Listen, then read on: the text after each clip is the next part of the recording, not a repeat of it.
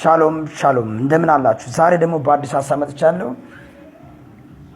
ይህንን እውነት ያውቃሉ? የሰው ህይወቱ ልቡ እንደሆነ መጽሐፍ ሲናገር እንደዚህ ይላል። ዛሬ ማካፈላችሁ ሐሳብ በዚህ እውነትና ብርሃን ዛሬ ማምለጥ ይሆንላችኋል። መጽሐፍ በአንደኛ ሳሙኤል ምዕራፍ 2 ቁጥር 1 ላይ እንደዚህ ይላል። ሐናም ስትጸልይ እንደዚህ አለች፣ ልቤ በእግዚአብሔር ጸና፣ ቀንዴ በእግዚአብሔር ከፍ አለ፣ አንደበቴ በጠላቶቼ ላይ ተከፈተ፣ በማዳንም ደስ ብሎኛል። ስለ ቃሉ አምላካችን የተመሰገነ ይሁን።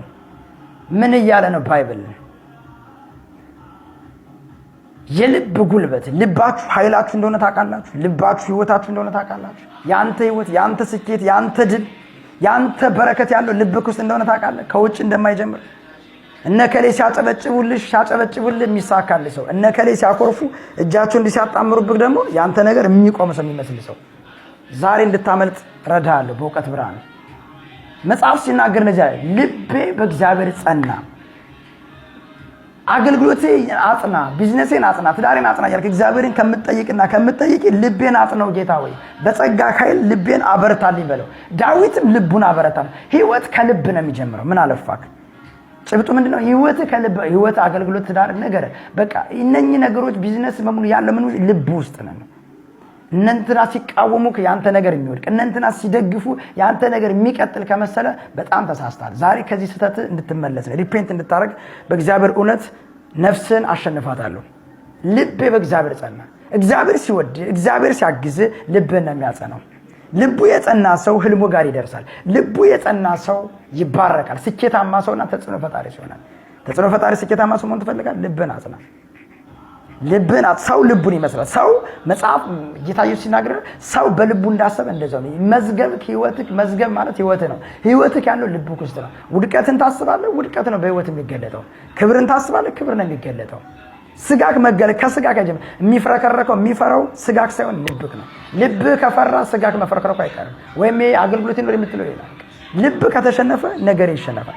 ልብ ላይ ስራ፣ ሃይማኖት ይብቃህ፣ ከውጭ አትጀምር።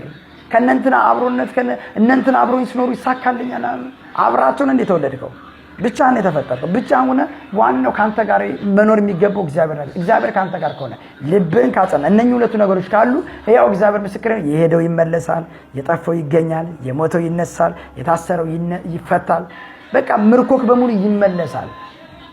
ልብን ዳዊትም ልቡን በአምላኩ በእግዚአብሔር አበረታ። እግዚአብሔር ከልብ ጋር ነው። እግዚአብሔር ጋር ሃይማኖት የለም። እውነተኛው ቀጥተኛው መንገድ ይነጋል። ልብን ካበረታ በእግዚአብሔር ላይ በነገረ በሰማው እውነት እግዚአብሔር ምን ብሏል? በህይወት ላይ ቃሉ ላይ ምን ተጽፏል? ስለ ጤንነት፣ ስለ ቢዝነስ፣ ስለ አገልግሎት ምን ብሏል እግዚአብሔር? እነኛን ነገሮች የምታምን ከሆነ ትደርሳለህ፣ ይሳካልሃል። ሌላ ነገር የለውም። ፕሮፌት ፋሪስ ነው።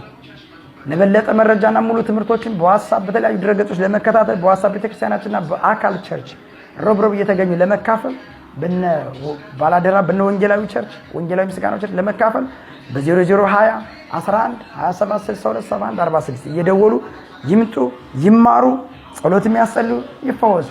ዕውቀት ነገርን ይሰራዋል። ያለ ዕውቀት የሆነ ነገር ብዙ አያስኬድም። አለማወቅ ይብቃን። አለማወቅን ከህይወት ላይ ሽሬዋለሁ። ልቤ በእግዚአብሔር ጸና። ልብ ከጸና ቀንድ ይረዝማል። ስልጣንክ ኃይልክ ቀንድ ስትባል ደግሞ የበሬ ቀንድ እንዳትፈልግ። ልብ ከጸና ስልጣንክ ኃይልክ ያድጋል። ተጽዕኖ ፈጣሪነት ይጨምራል። ነገርየው የእግዚአብሔር ቃል በመንፈስ ነው የሚፈተው።